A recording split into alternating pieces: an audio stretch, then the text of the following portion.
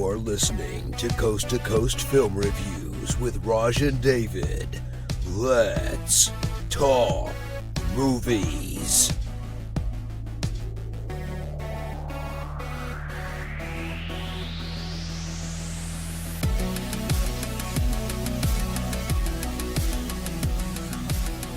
Hey, welcome to another episode of Coast2Coast Film Reviews.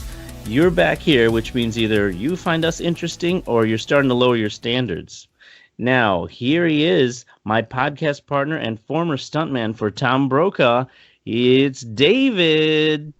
Good evening, everybody. Yeah, me and Tom go way back. Yeah, that was we're your actually last working life. on a screenplay called Once Upon a Time in Washington, D.C. You won't stop stabbing that horse of mine. Please keep poking at that beautiful film. Me and Tom Brokaw drive around and don't do anything. just stop. Not another word. If I sound a bit nasally today, it's because my son brought home a wonderful bug and shared it with all of us. Joy of parenthood. If you have children, you understand this. Kids touch everything. Then they touch their faces. They touch other people. They touch their eyes. They touch their brown eyes, and then share all this love with you. You know, and you can't help but hug them and love them and kiss them and all over. And then you realize, oh, he hasn't washed his hands in half a day. So please go wash. You gotta comfort them, and knowing you're just going to be deathly ill. It's okay. Let me blow your nose. Oh, you sneezed on me. Thank you. Daddy, why do you have the oven mitts on? Don't you love me? Today on the show, we have special guest Steve Rudzinski with his newly released movie, Carousel. He'll be joining us later on in the show after we do our top 10 list. And our top 10 list for this week is about horror remakes. Ooh. Yeah, something David just loves talking about. Horror, man. He's been holding on to this list for about 2 weeks now, I think, because I was like, wait, let's hold off, David. Hold on. And this is kind of like one of those love and hate type of relationships. As horror fans, we love having as many horror films to watch, but there's so many damn remakes. So we picked the ones that we think are best. Yeah, I mean, I certainly have seen more remakes than I sometimes even realize because I haven't seen a lot of the originals. And then going back and looking through my list, I was like, holy cow, I didn't realize that was a remake. And then, you know, when making my list, I mean, and I kind of feel bad sometimes liking the remakes. It almost seems a little bit of a betrayal, doesn't it? Like, do you feel that way about some things in your remake list? It really depends. I have one on here that is much, much better than the original. So probably two on here I like a lot more than the original. Usually, if I hear about a remake of a film I already love, my first response is, fuck you. Why are you doing this? Jeez. Leave it the fuck alone. That's usually my first response. Mm-hmm. Anger. My second response is reading about the film and still being pissed off. Then the film normally comes out, catching the theater, watching in Blu-ray, and then it's either me being in the position where I'm eating my words or just really super pissed off.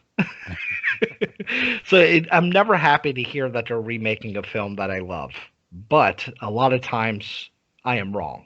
Yeah, I mean, it's really hard because I like I said, I feel bad because I'm like, oh man, but that was a good original.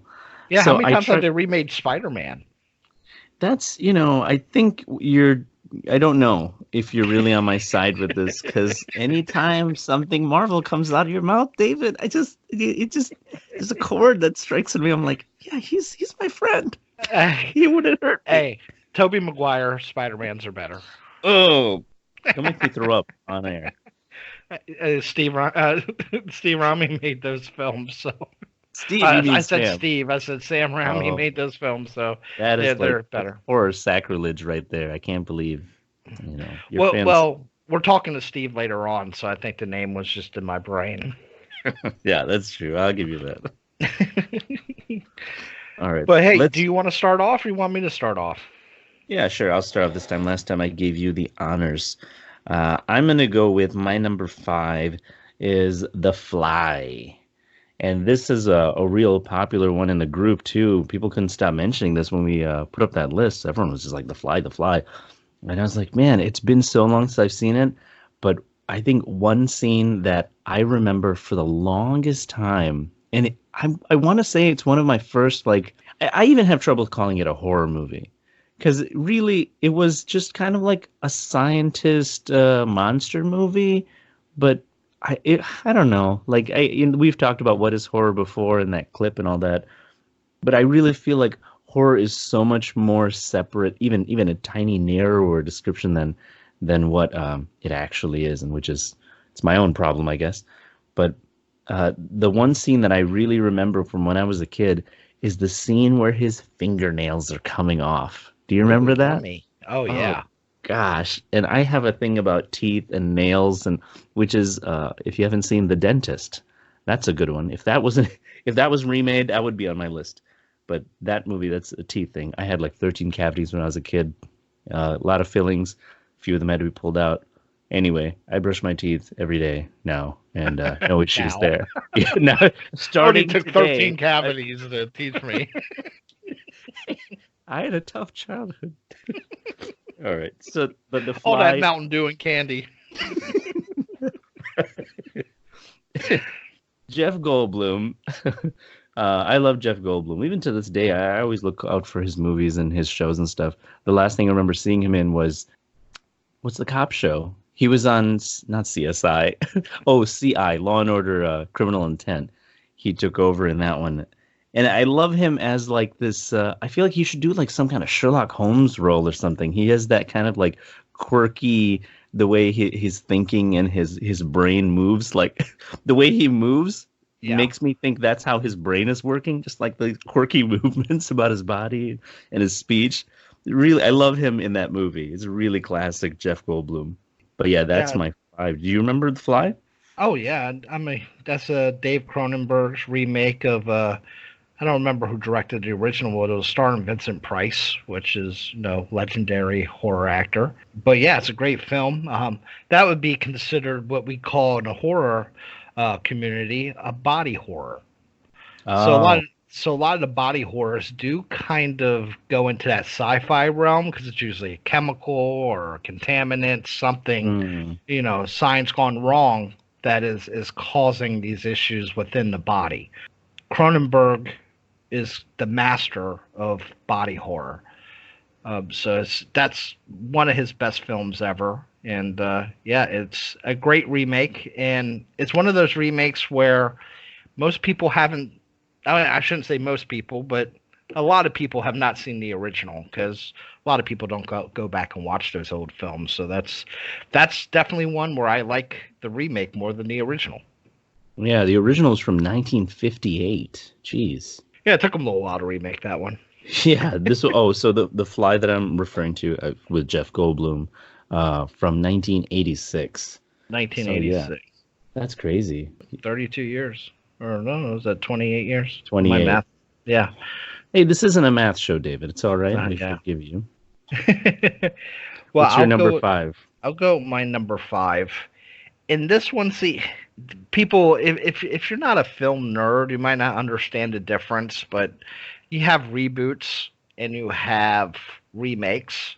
So this one is a reboot, but it still falls under the remake category. Okay. But this would be 2013's Evil Dead. Oh, okay. Yeah. I thought it was done amazingly well. Is one that, again, I saw that they were going to remake, and I was like, why would you mess with that? Evil Dead 2 is one of my favorite horror movies ever.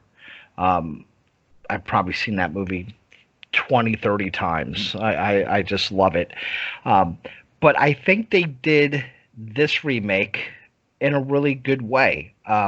They did more of a reboot. They kind of started the series over and didn't try to follow what the original Evil Dead did. because the original Evil Dead is just a classic film, and when you try to follow those films, sometimes you fall on your ass. And the original had Ash, played by Bruce Campbell, Yeah. who is a legend in the horror community. He's such an amazing actor when it comes to making low budget horror films. You can't duplicate that guy's charisma. So they didn't try that. So that's what I really liked about the film, that it stayed away and it was very dark. It didn't go into the humor of Evil Dead 2. It stayed very dark. It had really good deaths. And I was so pleasantly surprised by this film. So that's why it made my list, just because it knew what it was doing. It didn't try to rewrite history. And it did its own thing, and I respect it for that. Yeah, no, I remember the newer one that came out. There's very few of the original movies that I can look at today and I'm like, oh yeah, that's still so good. It's because a lot of the newer movies just have better CG or better effects, and sometimes the scares or the looks just look a lot better, and it's hard to compete. But the new one, I remember, I wasn't impressed every so often, like just too many jump scares sometimes. And the second I get like maybe two jump scares in like a span of like 10 minutes, I'm just like, my brain just tunes out. I'm like, this is, I can't stand that. I like too many jump scares. Like, what? Do you not have enough plot to carry this movie, or the acting, or what's lacking that you had to throw in like so many jump scares? But I remember the ending. And it was good. I try not to say too much about these movies, but it also has been a while. And I remember the one face. Yeah, the face. The one scary part that I remember was that the girl, the black girl who suffers her fate. She's in the bathroom, and I guess she's killing that guy. She's approaching that guy in the bathroom scene. And I was like, oh, that face looked really good. I was like, oh, it was so creepy. It stayed in my mind for a while. The death with the hypodermic needles, that was pretty brutal too, and it's a death I've never seen before. So yeah, I think they did a really solid job. So yeah, that goes number 5, and I really respect the film, and I'm surprised they haven't gone on with more sequels because it was hugely popular. I think it had under a $20 million budget. It made close to $100 million, so it's surprised they didn't start knocking out sequels real quick. Oh, how interesting. Was Raimi at all involved? He produced it. He did. Oh, then maybe I wonder if he was hanging on that. Yeah, and Bruce Campbell was a producer as well, so they kept the original team involved in the making of the film, which also probably added to it being a good film. I was going to say maybe that there might have been some kind of contract that if they all didn't agree that it wouldn't continue on to make a sequel. Possibly. I don't know. I know there was some chatter about it for a while, but that kind of died off, so we'll see. Good old Bruce. Is Bruce all over your list, by the way? No. I don't know Bruce in any other remakes. But no, that's the only one with Bruce. My number 4. My number 4 is the newer Fright Night.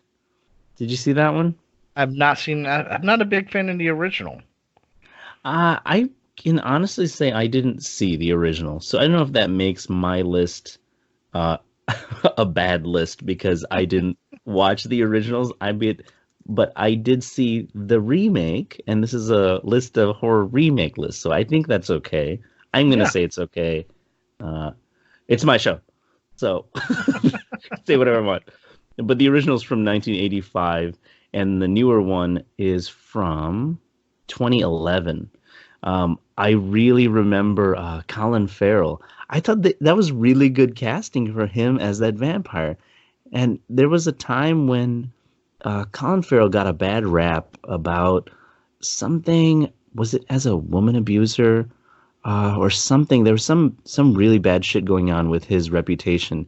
And it was around that time there was like a number of movies that had come out prior to that where he played like a good guy. I want to say it was Minority Report. He played a good guy role in there. But it was just like he started to play these like strange characters. And I'm like, oh, I thought he was more of like a a top bill guy. And then it just started to slowly die off, and I was like, oh, I guess he's like waning in the industry. But I thought he was a really good cast for the vampire. That Anton kid, wasn't he cast as the main character? You remember? You know what I'm talking about? You know more about this one than I do. Screw it, forget Anton, because actually, you know what? I'm looking at the 1985, 2011. Let me look at that real quick, because I'm pretty sure this is the guy that died. Yep, yeah. So Anton, who plays the lead, Charlie Brewster, he was the one. Do you remember that story about Star Trek with Chris Pines and the guy who does the teleporter? I'm giving it all she's got, Captain. That guy, Scotty. Sorry, yeah, there you go, Scotty. Played by Anton Yelchin. Do you remember how he died? No. It was a big deal with the shifters in the cars. So he had put his car in neutral by mistake in his driveway, went back to get his mail, and his car crushed him against his gate. Oh, yes. Now that you say that, I do remember that. And he was one of the few guys, like, celebrities have weird deaths sometimes and stuff like that, but I liked his work. It was like, a little bit like almost upper B level, and like the characters he would pick, he always did a good job. I never had any problem with his acting. And this movie, I really liked him. You love your Jesse Eisenberg. He is the better Jesse Eisenberg. And I didn't know I loved Jesse Eisenberg. Well, now you know. Between him and Michael Cera. I like him. He's like the more manly Michael Cera. No, have you ever seen Michael Cera and Jesse Eisenberg at the same place at the same time? Oh God, I think there might be too much lankiness for me, too much awkward lankiness in a room. I think it's the same person. It very well could be. Oh my gosh, I'm still thinking of Jesse Eisenberg as Lex Luthor. I couldn't take it. Oh gosh, Lex Luthor. Anyway, Anton, like, I don't even know where he was going to go from there, but I really loved him as the more masculine version of those two trope characters that Sarah and Eisenberg always played. And I wanted to see more of him after this, and I don't remember what year he died. I want to say real quick, Anton Yelchin death. That's within the last 5 years, I would think. It was in June 19th, 2016 that he died. That's such a weird way to die. Sad. Anyway, Fright Night was really good. There was a lot of good tense scenes, and it's also a comedy. So there's like a lot of funny, darker comedy ideas in there. Anyway, it's not like outright humor, but it's funny. There's a couple funnier characters. The CG is whatever. Every now and then it kind of looks a bit crazy, but I thought it was done really well. And like I said, Colin Farrell did a good creepy job being that vampire. Well, let me go to my number 4. I'm going to preference this by saying I normally hate remakes of foreign films into English just to do it because Americans are too lazy to read. And you'll see this, and it's usually done only within a few years after a foreign movie hit comes out. You saw it with Martyrs, you saw it with Old Boy, you saw it with Inside. They're usually garbage. And there's 2 films that I do like that fall into this category. Mm-hmm. One being The Ring, which isn't on my list, but I thought that was a very strong remake.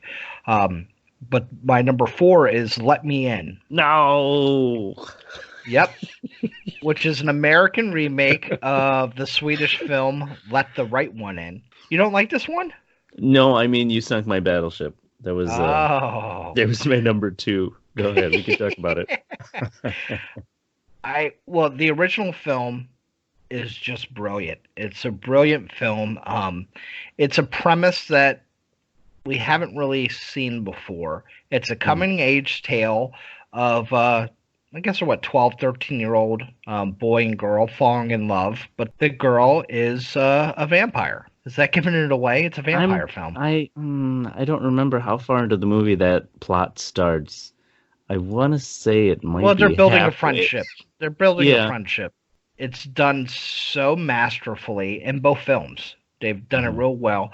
Now, the American remake is a little more... Chloe Chloe Moretz. Chloe Grace Moretz, is that her name? Yep. And Cody Smith McPhee, who I just saw in one of my films that will be on my watch list that we'll discuss a little later. Mhm.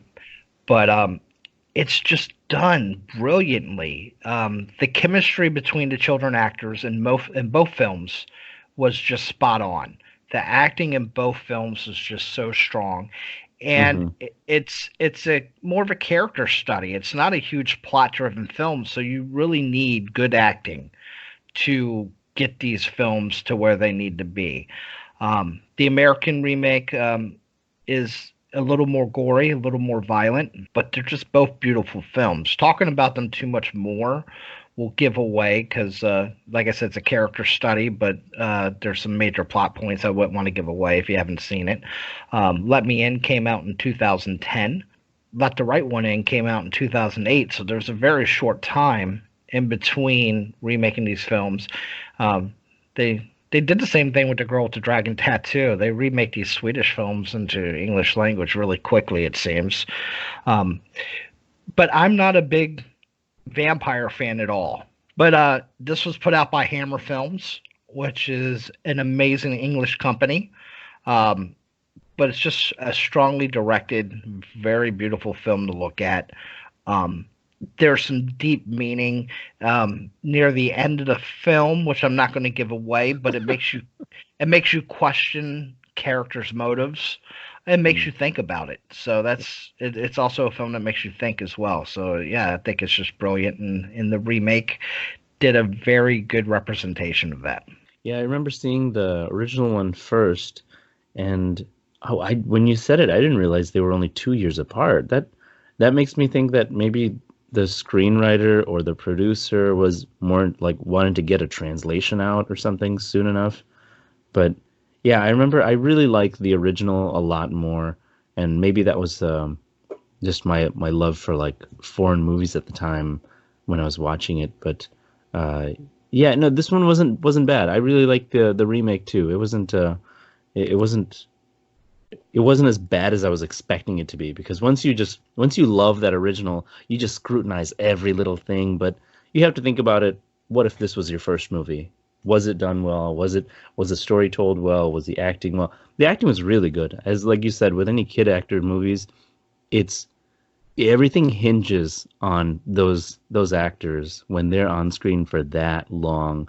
And if they don't sell it, then it's just like, oh, this is garbage. But they did really good. I might even go as far to say is that I like the acting in the American remake better. It's almost as good as the original. It's really almost close. as good. Yeah. Yeah. And so it's, if you just really hate reading subtitles and you want something that's going to be close to the original, I think this is about as good as it gets. I think that was that might be, what was that one of her first movies? Oh, was this after Kick-Ass? Chloe Marie Moretz. Chloe Grace Moretz. That's why I was trying to say Marie Moretz. Grace Moretz. This was after Kick-Ass, right? I don't remember. Chloe It, Grace. it's got to be close to around the same time, right? Yeah, because otherwise I think I wouldn't have even given this a look. I think it was only because I recognized her in it, and I was like, oh, she was in this. Kick-Ass came out in 2010. Okay, same year. Yeah, that was a good year for her, huh? Well, there you go. I guess so. Yeah, that was. I think I was probably interested in her as venture into horror.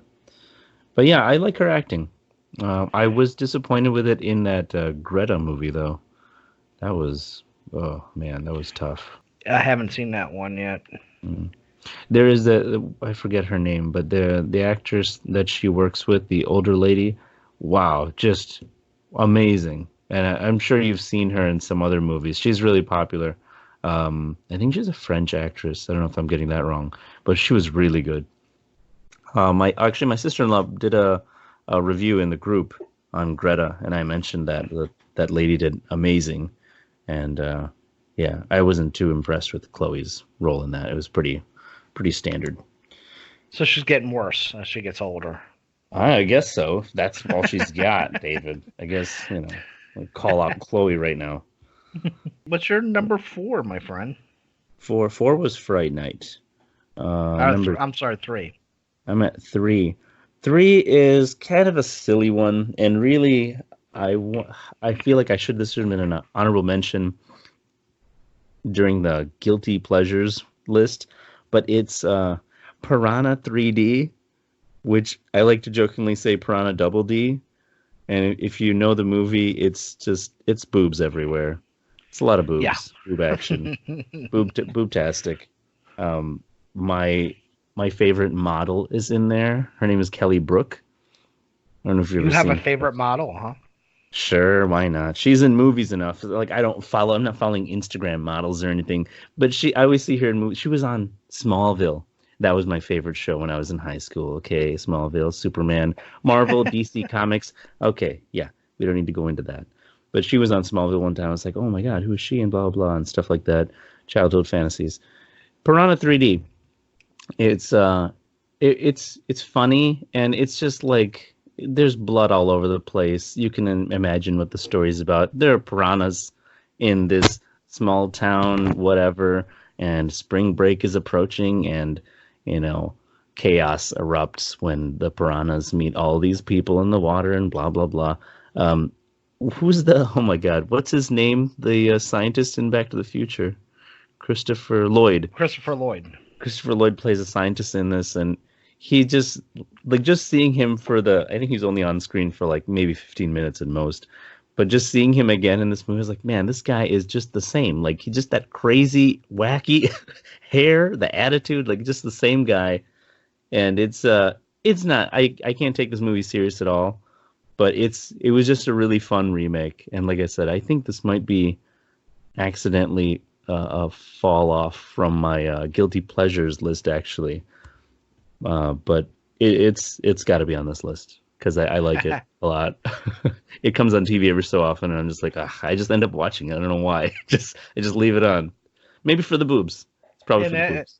Yeah, it's directed by Alexandre Aja, who a lot of people, and I shouldn't say a lot of people, probably a lot of people, they would put The Hills Have Eyes remake, which he also directed, on one of these lists, which was a pretty strong remake. A lot of people in the group said that. Yeah, a couple people did mention that in the group. It's a perfect segue into what my number 3 is, though. Because Mr. Alexandre Aja produced this film. So my number 3 is Maniac. Oh, have you seen that Elijah one? I haven't seen it. I wanted to add it, but I was like, I didn't have time to watch it before putting it on here. I heard a lot about it. Go ahead. Now, Maniac, the original, is one of my favorite horror films ever.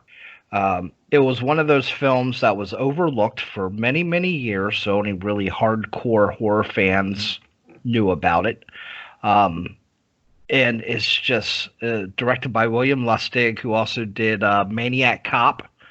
So if you've ever seen Maniac Cop, you know it's a crazy fucking movie. You recommended it to me. Yeah. But the original is classic horror. So if you haven't seen the original, I really suggest seeing that because any horror fan needs to see that movie. Tom Savini did the special effects. So it's just all around great movie. The original from 1980. Yeah. Okay. Very early slasher film. What I love about it is everything you're following the slasher, which most of those early slasher films, there's probably something before it, but the one that comes to my mind, the one that actually follows the killer the whole time, you know who the killer is the whole time, and that's Maniac. So you get to see life through his eyes. So in 2012, they put out the remake, which, again, that I was really pissed off about that. I was like, really? Elijah Wood? They were going to have Elijah Wood play Frank? I thought you would like that. You love Elijah. I do like Elijah, but this is also before Elijah. I knew what a huge fan he was of the genre. Oh. This is before he started his production company. So like the horror, the most horror that you knew Elijah Wood from before this was he played that killer in Sin City. Yeah, that's true. Which was a pretty good character. But yeah, this was I believe Elijah Wood's first horror film. Mm.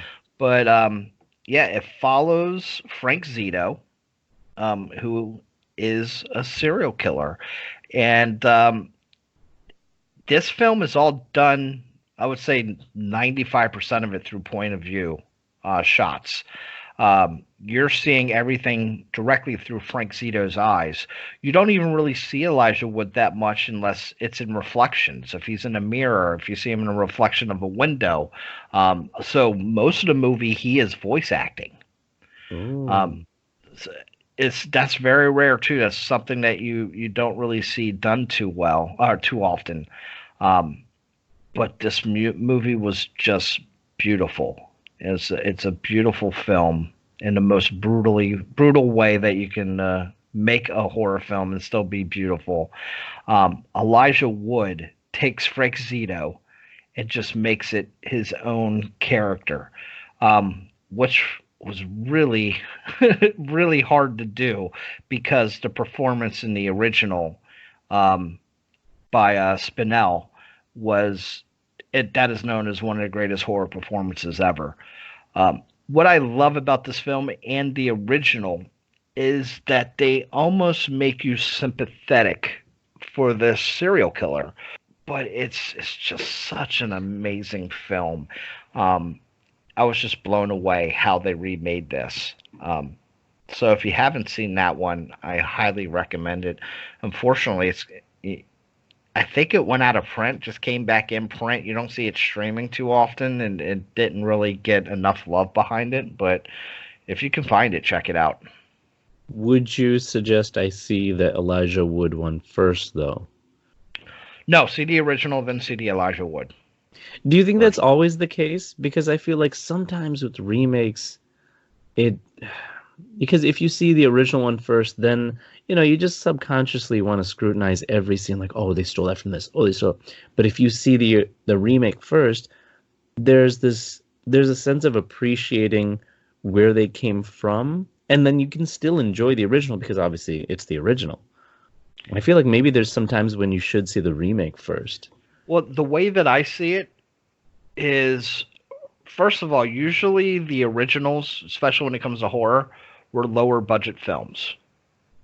Done usually, a long time ago. So you see the shine and polish of the remake, and even if the remake's not as good, when you go back and watch the old one, I think that sparkle and shine might hurt your view on the original.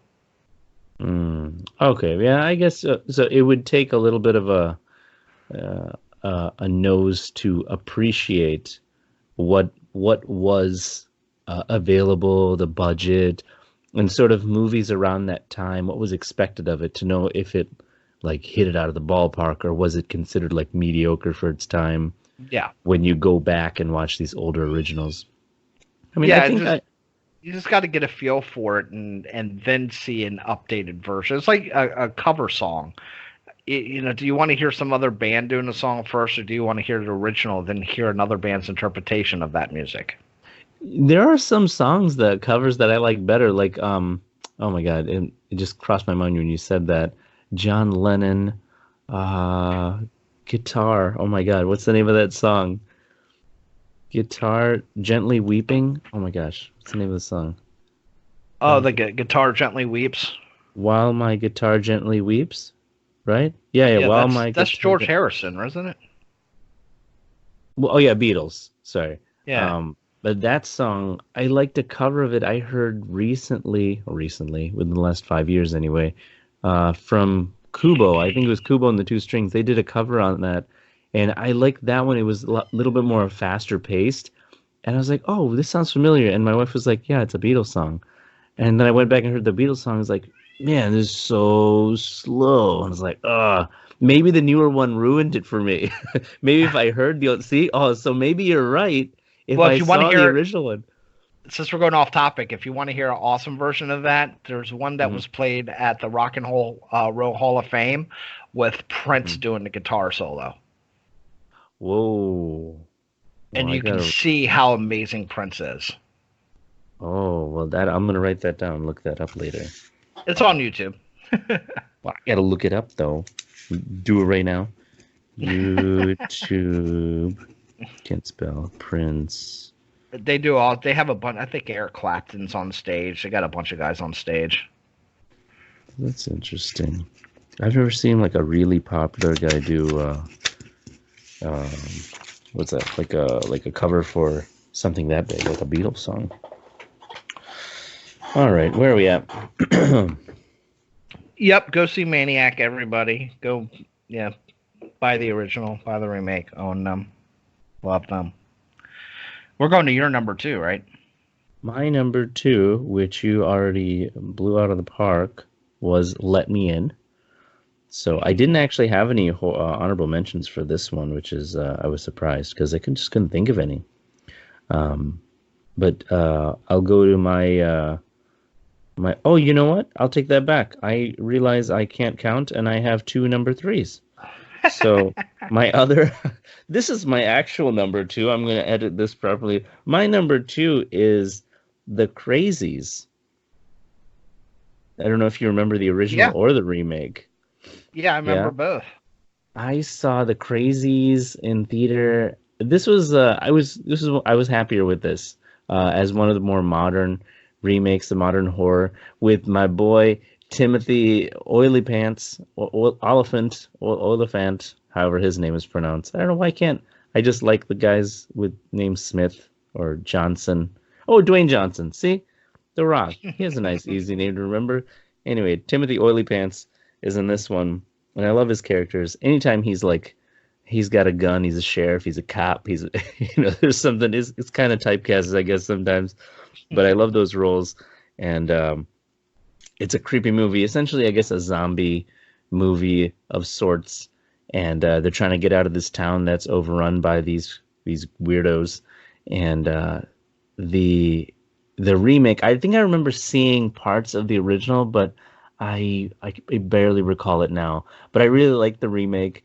It was tense enough, and the some of the scenes like ridiculous. Sometimes I don't even know why you hide from people, from zombies. Like how they can like run for another mile, but they stop to hide in some room where like there's a part where they're hiding in a room under a sheet, and there's other bodies in sheets. And so it stops and comes by that room, and it starts stabbing each one by one. It's like, how methodical, how are these zombies? Do they have a brain? Do they not have a brain? I don't know. Anyway, I thought it was a really good remake. And it was a remake from the king of zombies himself. But this wasn't he. This is George Romero. He did the original. Yes, he did. He wouldn't consider these zombies. They were infected. They were infected because George Romero was very adamant that zombies are slow because they're reanimated dead people. So the Crazies are faster because they're just they had a biological weapon tested on them. So they're just regular people who were all fucked up. Yeah. Now that you mentioned that, I just looked it up. I was like, oh yeah, that's right. It was we had to talk about that one time. With about 28 days, and then what was the other one? 28 weeks. But whether those weren't zombies, they were infected. There was a rage virus and all that. Yeah, you can lump them all together. It's the same.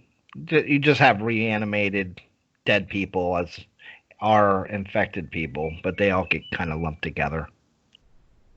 Yeah, nobody's trying to save them. Nobody reverses the curse on these people, or there's no antidote. It's like you essentially treat them the same way you do zombies. Like, they're a lost cause. Just lop their heads off. It doesn't even matter.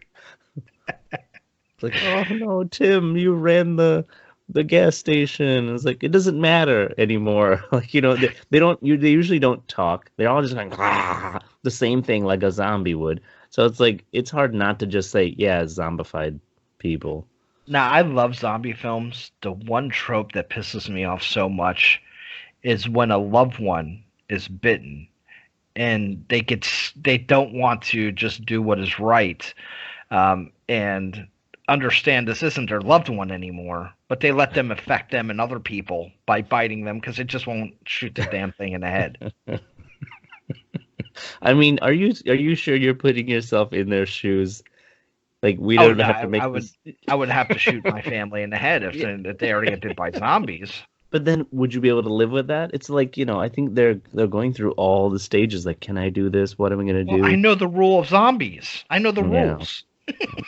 So in a zombie apocalypse, only the horror fanatics are really gonna survive. Yeah, because we know the rules. We know Yeah. that's not them anymore. It's a dead body that can bite us.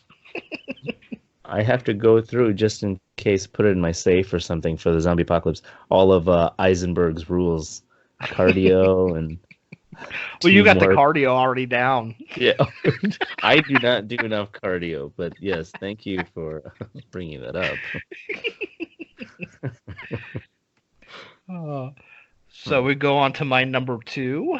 Is your number two? My number two is Suspiria. Oh, Now, the original is another one of my all-time favorite films. It's 1977 Italian horror film by the master of Italian cinema, Dario Argento. mm-hmm. Have you ever seen either of these? I haven't seen the first one all the way through. I remember. I'm not gonna say it. I'm not gonna say what happened, why I didn't see it all the way through, David, because I fell asleep. Oh, But it wasn't God. it because I watch movies so late at night, and I woke up Well, and you it's should have already saw done. this when you were like 5. No, it's weird. It's really weird. Um, it wasn't that I was disinterested. I really did want to see it all the way through because I wanted to see the new one. I knew it was coming out, and we talked about this earlier. That you said the new one you liked it. Yeah, I think it's brilliant. Um, the original is such an important film to me. It's kind of the first thing I saw when I was younger, made me fall in love with just really beautiful, artistically done film. Mm. Argento has this use of color um, that is just fascinating. If you watch the original, you almost feel like you're in a fairy tale. But it's just if you just watch it, it's like watching painting. It's just so beautifully shot. All the colors that are used. It was the first in a trilogy of films called The Three Mothers. You have this film, Inferno, and A Mother of Tears. Oh So yeah. this starts the whole mythology.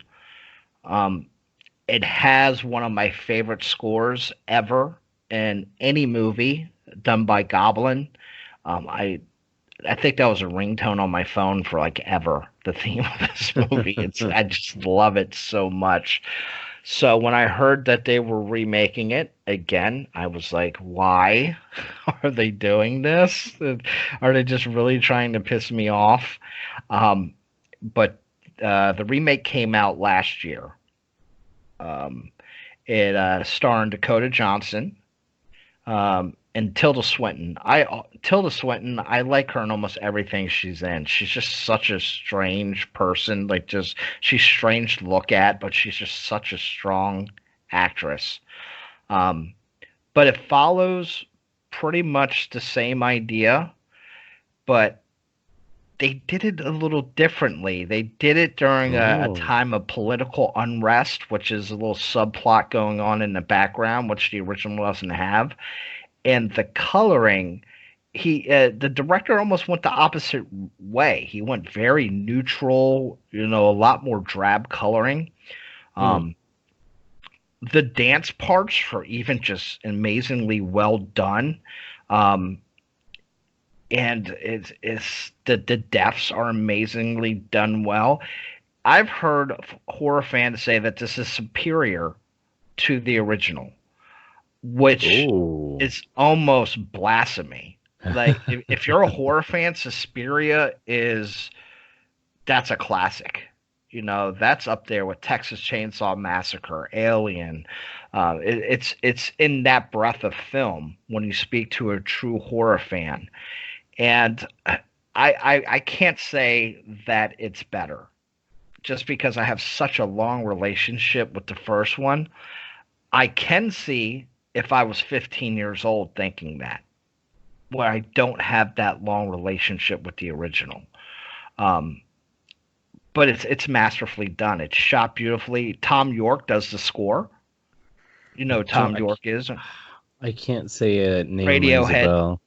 Oh, Radiohead. that's where I've heard it. Yes, yes, yes, Yeah. yes. And they do the scores it's a lot more subtle.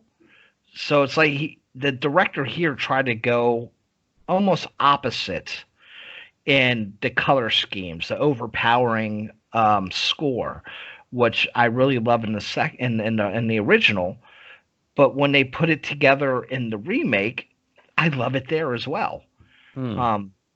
So yeah, it just blew me away. I saw this.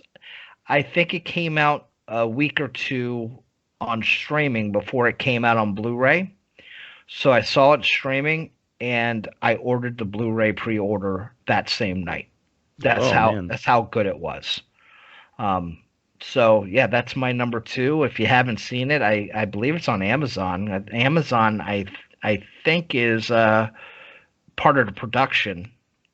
I think it was partially produced by Amazon. It did go into theaters, but yeah, it's distributed by Amazon Studios, so you can watch it on Prime. I definitely recommend checking it out. Even if you haven't seen the original, go see this because it's so different that you might get two totally different experiences out of this in a remake.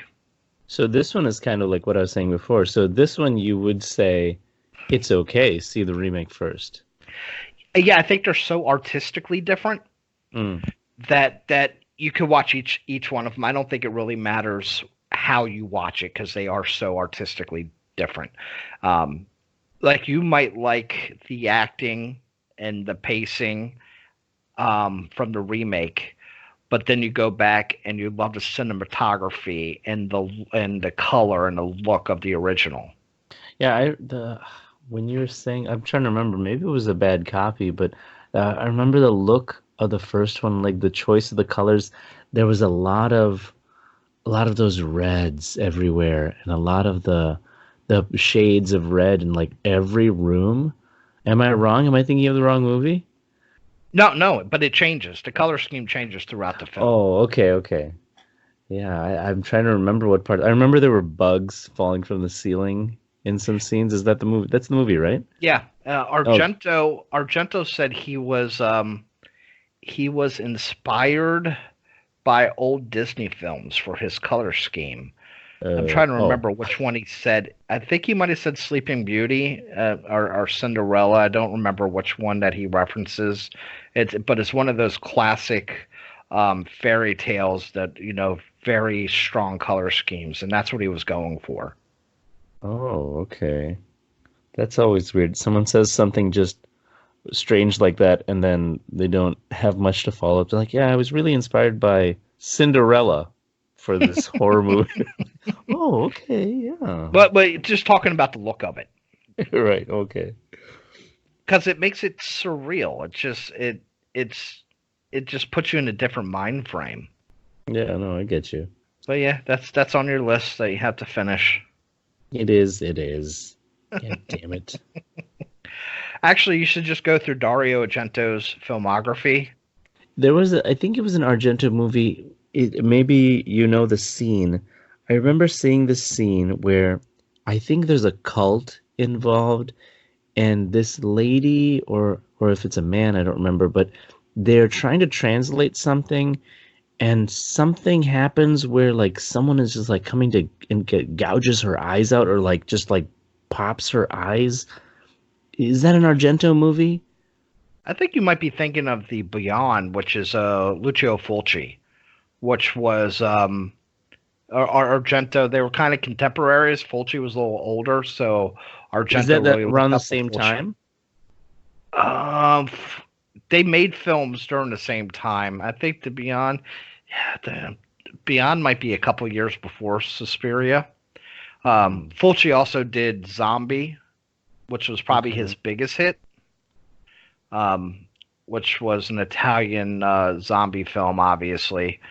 Best known for the zombie versus shark scene. Okay. But I don't know that one. Fulci was really big on eye trauma. Oh, That okay. was like I've one already of seen. his signatures. I'm seeing one that says City of the Living Dead right now, and there's a picture of a bleeding eyes on the cover. Like right when you said that. Yeah, he's really big in eye drama. Mhm. But his films are a lot more like fever dreamish, just Mm, really strange, and but they're fun to watch. If you're okay. gonna watch, if you're gonna watch an Italian horror film, it should be Argento or Fulci. Z- Lucio Fulci. Yep. Gotta say it like that so the Italians appreciate it. That's how you say it. Check out Zombie. That is Yeah. such a great film. Zombi, Yep. correct? And New York Ripper, where the killer speaks in the voice of almost like Daffy Duck. What? There's really no reason for it. It's so fucking strange. He Oh, calls the that's police. And wah, wah. Yeah, he talks like Daffy Duck. what is it called? The New York Ripper? New York Ripper. Yeah, from 1982. Yeah. Oh gosh. All right. Oh, Okay. you gotta love the Italian horror. My number one. These weren't. I'd say these weren't really ranked. This was difficult for me to put them in order. These were a lot of these were old favorites. I couldn't think of Yeah, any if your really number new one's ones. not my number one, then we'll just discount the whole list. Listen, I know what yours is. Okay. Anyway, my number one, because I hate getting my battleships knocked out of the ocean over here. My number one is House of Wax. No, nothing. You don't like it. No. You don't like it. You're not happy. I don't even. The reason I say that is because when I started getting back into horror movies, I saw this one, and there was one particular scene that really stuck with me. There's a scene with, I think it's Alicia Cuthbert. I mean, the cast was this whatever for this movie was whatever, but there's one scene with Alicia Cuthbert. She's caught and she's put under this grate when she's trying to yell to her brother for help that who's above like on surface level, and the killer or whoever was the killer's family, some person, has super glued her mouth shut, and she is tied to this chair, and she can't make very many noises with her mouth shut, so she is struggling, and oh god, I mean the glue is dried, and she is struggling to peel her lips apart, and it was so hard to watch that scene. I think that was one of the first movies where I was like, holy cow, like it's an American movie, and I wasn't really expecting anything like even like slightly graphic to that extent. Like, it was hard to watch that scene. And there's a couple scenes in the movie where the House of Wax. So there's the whole theme is that they have a wax museum, Yeah. and you know it's going to happen where one of the characters becomes a wax figure. How that even comes about? How are you supposed to cover this person in wax in time for this movie for that next character to come in and stumble upon this person? That's whatever, movie magic, murderer magic, and the character stumbles upon someone who they know. It's like, oh, that looks like so and so, my friend, and it's a wax figure, and like, oh, it's bleeding, and I think he's still alive, covered in wax, and like the fingers start falling apart, and I didn't understand that whole concept, but I really, really remember that scene, and I was like, oh, I got to put that in here, and like I said, this isn't ranked, but I remember that scene, and I wanted to mention House of Wax. Another Vincent Price film remade from a Vincent Price original. I noticed that, yeah. All right, we'll get past House of Wax as number one. Just Now- don't say now- number one with it. Just don't say number one. All right, before I go to my number one, I do have one honorable mention. Mhm. I don't know if you can really consider this horror. Okay. It's on the edge, if anything, very far to the edge. Cape Fear, I love. I love Cape Fear, which Oh, is yeah, the Martin Scorsese remake of the Robert Mitchum film. Mm-hmm. I guess you could say it's a killer stalking a family. So, I mean, that is a horror trope, but I just want to throw that out there. It's such a great movie. But my number one, and It's probably, if you ask 100 horror fans, it's probably 90 of them are going to say the same thing. It's just one of those things. It's like talking about evolution to scientists. It's pretty much a consensus, and the people who are different from it, they're kind of just like lunatics. Mhm. But 1982's The Thing. Yeah, I saw it coming. Yeah, well, you hear I talk about Alien a lot. The Thing it's just one of those top 5 horror films ever. Out of those 5, this is directed by John Carpenter. John Carpenter would have 2 of those, along with Halloween. But The Thing is just a masterpiece of a film. Has some of the greatest practical FX work ever done on anything. The story is absolutely amazing. If you've never seen it, it's a group of scientists in Antarctica come across an alien life form that can shapeshift and look like anything it comes in contact with. So it's one of those, is that my buddy, or is that an alien that is disguised as my buddy? And you never know who is who until the thing starts morphing. It's based on a 1951 film called The Thing from Another World, which was kind of a cheesy 1950s sci-fi film. You know how those 50 sci-fi films were. They're really poorly done, really cheaply done. This movie, The Thing, was a bomb at the box office. It did terrible. One of the main reasons is a lot of people, the Alien did well, but I think people were looking for more happy aliens like E.T. and things like that. Going into this movie, they were expecting E.T.? No, I'm saying that the people weren't really into the horror aliens. They wanted something a little more family friendly. Yeah. But it bombed at the box office, got terrible reviews, and now if you look at it, it's considered a classic. It's one of those films where all the critics were absolutely wrong, and everybody was late to the game to appreciate this film. But it's just so amazing. If you've never seen The Thing, even if you're not a horror fan, it's one of those films you should just see. I introduced my stepson, who I always have fun introducing my stepson to films. He's 14, so it's always great to see his reaction. And I go into this, and most of the films he grew up with is all CGI based.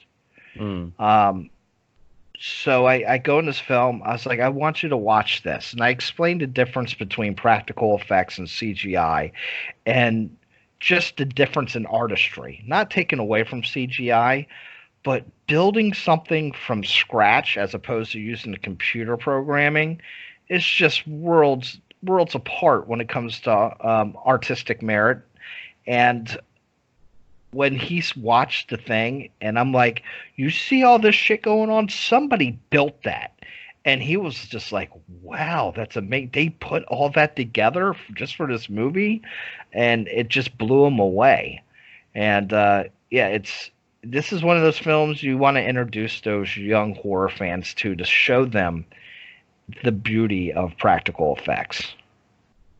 I appreciate the real life set design and things like that when it comes to the physical creation of these things. But there's a lot of work that goes into creation of these computer designed characters and to get lighting right. Obviously, there's a lot of poor examples of CG in horror movies and creature features, but the ones that are done well, the ones that are really done well, that takes a lot of work and a lot of manpower to get into the proper lighting and to get that the wet look, like if it's like a creature that's just come out of the water, to get that water ripples right. There's a lot of work that goes into that too, and there is art in that. Just to, throw a bone their way and not completely poop on all over their stuff. But I get what you're saying. I It's a understand totally where different you're art coming form. from. It's I can respect a DJ, but to see a live band, four guys put together a song all on their own, it's a totally different art form. I'm not sure I respect DJs. Usually I'm just like, I don't even know what they're doing up there, just spinning their wrists around doing nothing. It's like, don't you already have that on an MP3? Isn't it already done? That's what I would do.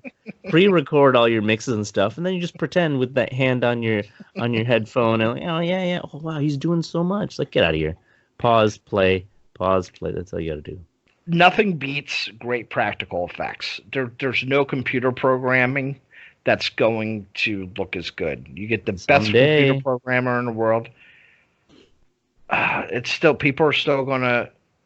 Movie fans are still going to look for that practical effects.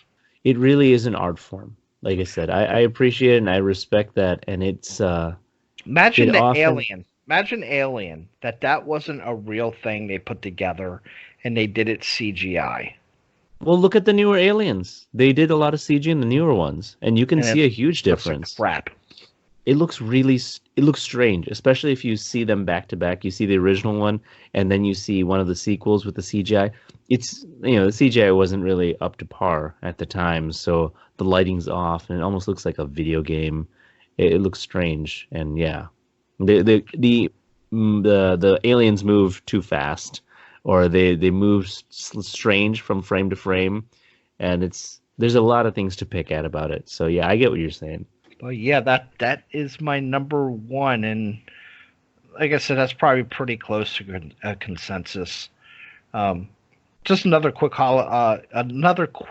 honorable mention. I really like the remake of Halloween. Now, the original is a masterpiece, but Sure. The reason I like the remake is if you made the character somebody other than Michael Myers, I think it's a really strong movie. The biggest problem is they get behind all the psychology, which kind of takes away from the tension and the scariness. Because Michael Myers is just supposed to be that unstoppable force, so you don't know why he's doing what he's doing. Yeah. But as a character study, I liked watching that, and I think it gets a lot of hate because it goes into the whole background.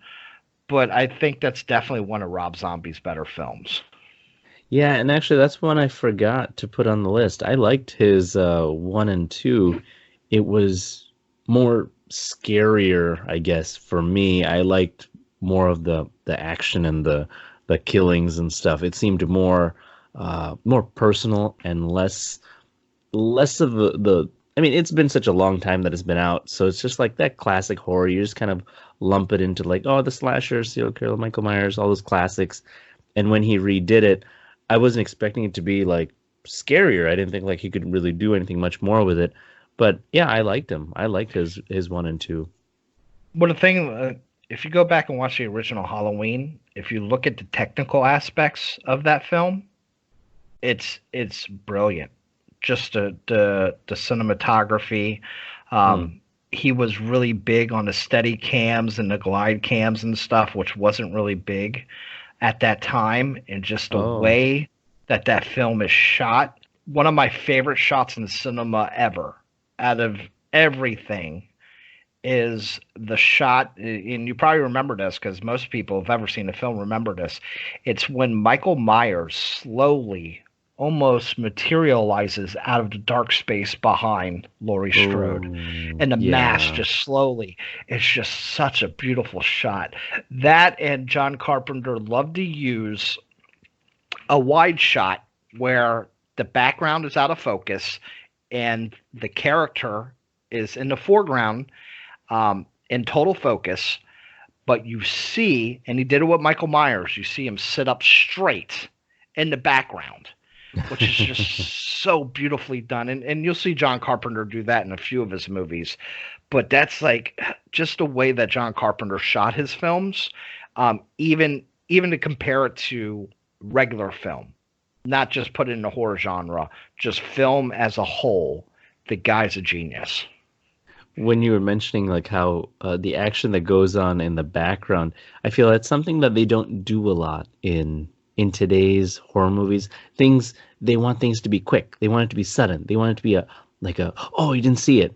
Whereas if you see things happening in the background, like that is super creepy. And I remember the Halloween movies, the old ones, where you would see him in the background and they're like, oh, what's wrong? The characters are looking at us or like looking towards us and they don't see Michael coming up behind him and you're like, oh my God. And he's coming up behind him and like boom, like he just stabs him in the back. And like, oh God, that's so creepy watching the slow walk up to the kill. Yeah. So, I love things like that. Just builds that tension, and it's not a jump scare. Exactly. Because everything's in view. Nothing's popping off of screen to scare you. It's just there in the background. And it's almost you're not even paying attention to it until it moves a little bit and you're like, oh, that's fucking brilliant. It makes it feel more real time to me. Rather than these jump cut scenes where, oh, all of a sudden stab. Oh, he was right there. Oh, like, oh, how do you get over here? How do you get here so fast? I like to see his normal pace movements while these idiots aren't running or they're limping their ass around. Like, how fast is he moving? Like, I want to see that distance close in, rather than see, whoa, all of a sudden he's in the closet. Oh, all of a sudden, how do you get over here? And it's like, what? That doesn't make any fucking sense. The other scene I was thinking of was... in The Strangers. Do you remember that movie? Yeah. That movie was just badass for that one scene, the first scene, when they enter the house. And like you said, it's just a wide shot. And they're both like, I don't know, they're cleaning up and they're in this cabin in the middle of friggin' nowhere. And this is post some party. The two of them are alone and they're just like getting stuff set up in the kitchen.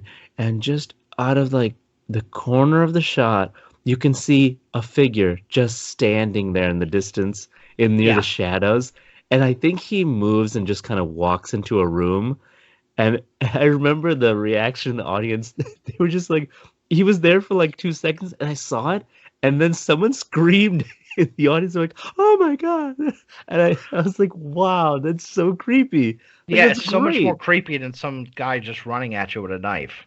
Yeah, I was like, too many jump scares nowadays. People don't appreciate that kind of work. Just the subtle creepiness of something in the background that the actors don't know about, the characters don't know about. Well, jump scares, it does give you that little adrenaline rush, but it's used so much. Yeah. And, the fake jump scares, where it's really your friends scaring you. It's just... God, just stop doing that over and over again. All that does is gives you a little physical reaction sometimes where you just kind of, you jolt yourself slightly. That's not being scared. They're so predictable, though. It's just sad. If I'm sitting in my chair and a cat just jumps on my shoulder, that gives me a jump scare. But I'm not really scared. I'm not really... Right. It's not fight or flight. You just startled me. Being startled's not being scared. Yeah. All right. So that was our list. Do we have any sponsors this week? David, let me tell you. I got us a good one. You're the king of getting these sponsors, man. I know. Sometimes they come to me. Sometimes I'm just out hunting. But I really, I hit the streets looking for good sponsors for the show. This portion of Coast to Coast Film Reviews is being brought to you by Larry's Nice and Friendly Loan Shark Company. Larry guarantees you the very lowest exorbitant interest rates in town. And if for some bizarre reason you can't repay your loan on time, Nice and Friendly Larry will personally come to your home and very gently break the limb of your choice. Larry's Nice and Friendly Loan Shark Company, where personalized service is more than just a motto, it's a threat. Now, that one in particular, after reading it, I think maybe I've made a mistake. Well, at least he lets you pick your limb. Because some of them just go right to the. If you're right-handed, they go right to the right arm. He's a good guy. He's a good guy. He means well. Just take the left arm. It's painful, but at least I can do stuff. I can eat. He doesn't kneecap you. Then you can't walk to the bank appropriately to get this money. Does he do title loans? I haven't gotten the details from him yet, but I will give him your number if you would like. Oh God, yeah. Help build up the show more. Yeah. He's got his ways.